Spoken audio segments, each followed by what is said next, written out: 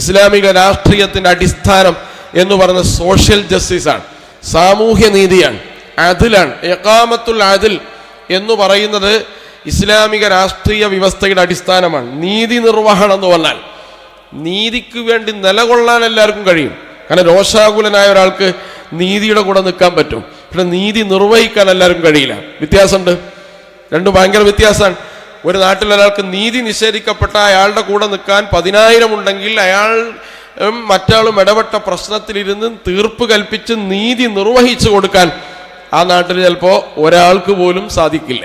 നീതി നിർവഹണം അതീവ ദുഷ്കരമായൊരു സംഗതിയാണ്. അതുകൊണ്ടാണ് അർശിന്റെ തണൽ റസൂലുള്ളാഹി സ്വല്ലല്ലാഹു അലൈഹി വസല്ലം വാഗ്ദാനം ചെയ്തപ്പോൾ ആദ്യം നബി തിരുമേനി പറഞ്ഞത് ഇമാമുൻ ആദിൽ, നീതിമാനായ ഭരണാധികാരി എന്നുള്ളതാണ്. നീതിമാനായ ഭരണാധികാരി എന്നുള്ളത്. അപ്പൊ നീതിമാനാവുക എന്ന് പറയുന്നതാണ് കുട്ടികൾക്കിടയിൽ, നമ്മൾ ജോലി ചെയ്യുന്ന സ്ഥാപനത്തിൽ, അതുപോലെ തന്നെ നമ്മൾ ഇടപെടുന്ന എല്ലാ വ്യവഹാരിക മേഖലയിലും നീതിപൂർവം ഇടപെടാൻ നമുക്ക് കഴിയണം. അപ്പോഴാണ് അത് ഇസ്ലാമിക രാഷ്ട്രീയത്തിന്റെ അടിസ്ഥാനമാണ്. അതുകൊണ്ടാണ് വല്ലാഹി ലൗ സരിഖത് ഫാത്തിമത്തു ബിന്തു മുഹമ്മദ് ലഖതഅതു യദഹ, എൻ്റെ മകൾ ഫാത്തിമയാണ് കട്ടതെങ്കിലും ഞാൻ അവളുടെ കൈവെട്ടുമെന്ന് റസൂലുള്ളാഹി സ്വല്ലല്ലാഹു അലൈഹി വസല്ലം. അതൊരു നീതിബോധമാണ്. ഈ നീതിബോധമാണ് ഭരണാധികാരികൾക്ക് ഉണ്ടാവേണ്ടത്. ഞാൻ എൻ്റെ കുടുംബം, അതേപോലെ തന്നെ എൻ്റെ ചുറ്റുവട്ടത്തുള്ള പരിവാരങ്ങൾ, അവർക്ക് നീതി വാങ്ങിക്കൊടുക്കലല്ല ഭരണാധികാരിയുടെ ഉത്തരവാദിത്വം.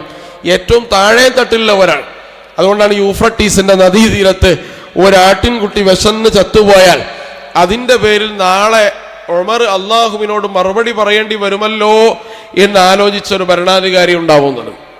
അതിൽ എന്ന് നിങ്ങൾ എഴുതിയാൽ ഈസ് ഈക്വൽ ടു ഉമർ എന്ന് വിശ്വാസികളല്ലാത്ത ആളുകളും എഴുതും.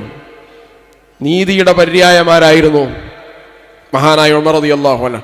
അപ്പൊ നീതി നിർവഹിക്കുക ഈ വ്യവസ്ഥയുടെ ഏറ്റവും പ്രധാനപ്പെട്ട അടിസ്ഥാനമാണ്.